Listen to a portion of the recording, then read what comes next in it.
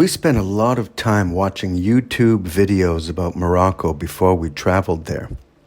We couldn't help but notice that most of these videos are made by reasonably young people. So we decided to make our own. We're not young, but we decided to travel for a month with backpacks and only the vaguest idea of where we were going. So welcome to our traveling series, where you can watch short, to-the-point videos showing each place that we went to. Enjoy.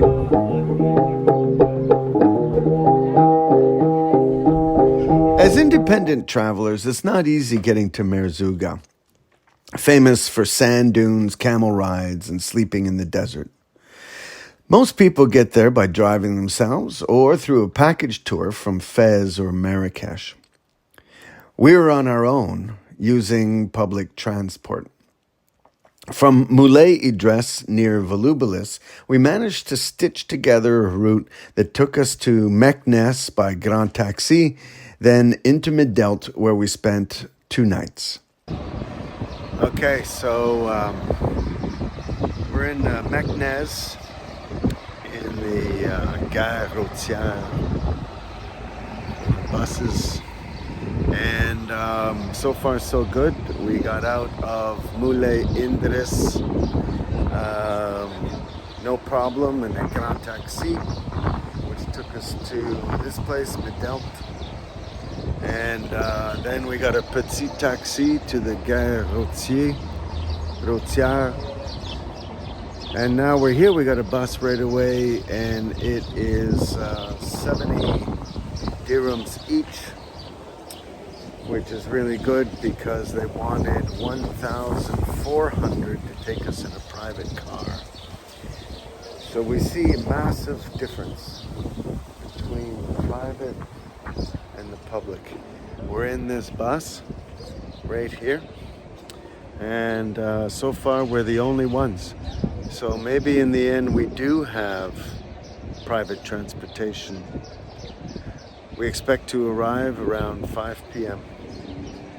We might spend a couple of days there.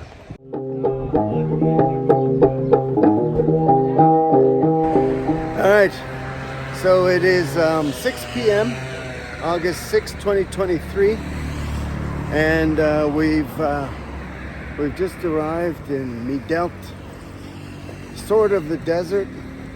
We're on our way to our room called the Atlas Room, which is about 10 minutes walk away from here.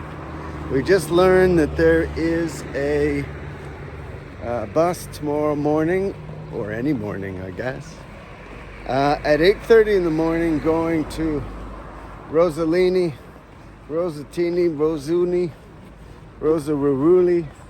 which is, I think, somewhere maybe close to an hour away from Merzouga. So we're doing really well. Merzouga, where is the Sahara Desert? Yeah, we're doing well. Let's cross the street. Okay, so we are in Midelt, and after our long bus ride, we have arrived in our room, which looks very, very nice. What do you think of the room? Hippie room. It had a bit of a hippie vibe, which brought us back to our youth a bit. Friendly travelers talking about where they'd been and where they're going. It's situated relatively close to the main street, where you'll find a few restaurants and shops. Perhaps more importantly, it has a washing machine.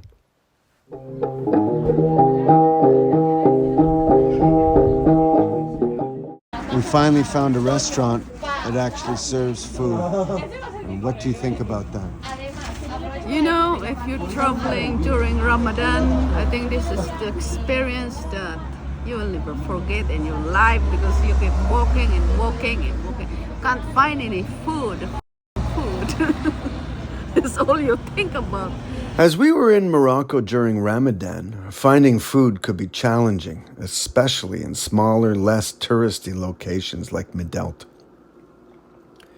We had our first dinner in our guest house, which was just okay.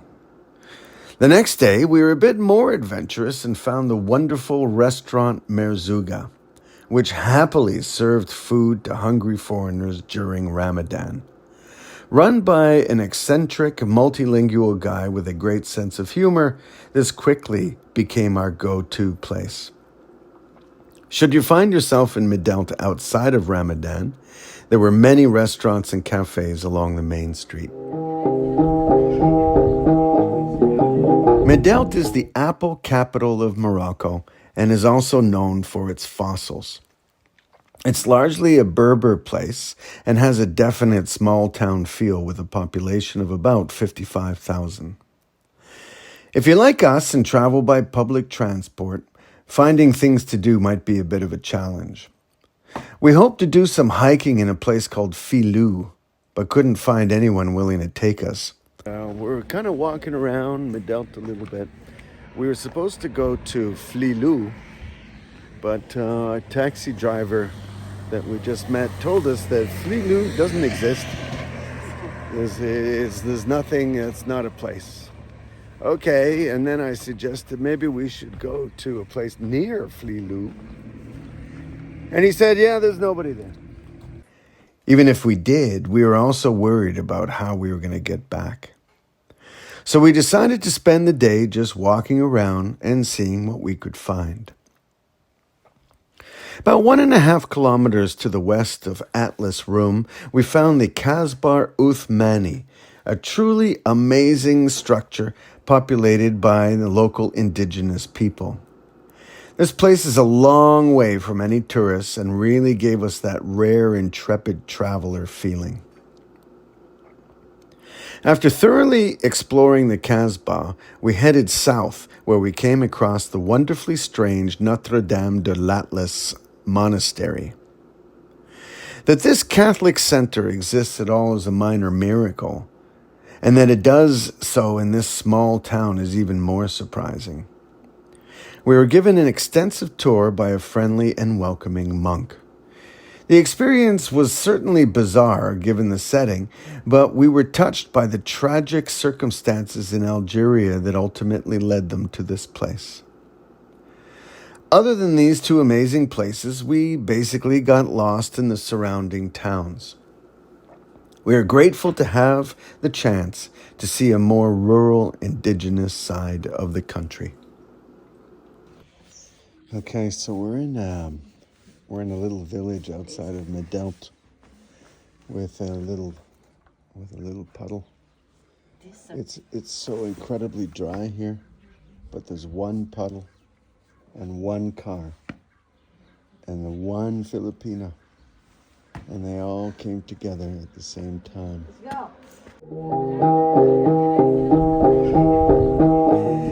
We were surprised by how great it felt to stumble across strange and fascinating sites like the Kasbah Uthmani. This is one of the best things about being an independent traveler.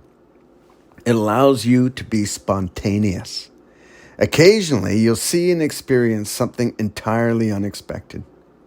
For us, Midelt was just a stopover on the way to Merzouga, yet it turned out to be a fascinating town.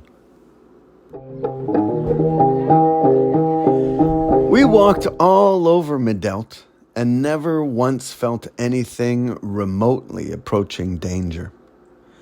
This being said, it's clear that this place is not a rich town, and we came across people, mostly women and children, with their hands out asking for money. Travelers have differing opinions on how to handle situations like these. It's a complex subject matter well beyond the scope of this video series, but it is something to prepare for should you be traveling independently and therefore closer to the reality of the people when compared to bus tours and the like. Most tourists drive through Midelt on their way to or from Merzouga.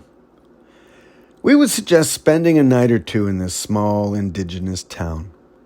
It gives you an insight into a little dustier version of Morocco. You'll have a chance to visit the amazing Kasbar Uthmani and tour the monastery. And you might even find Filou and have a nice hike.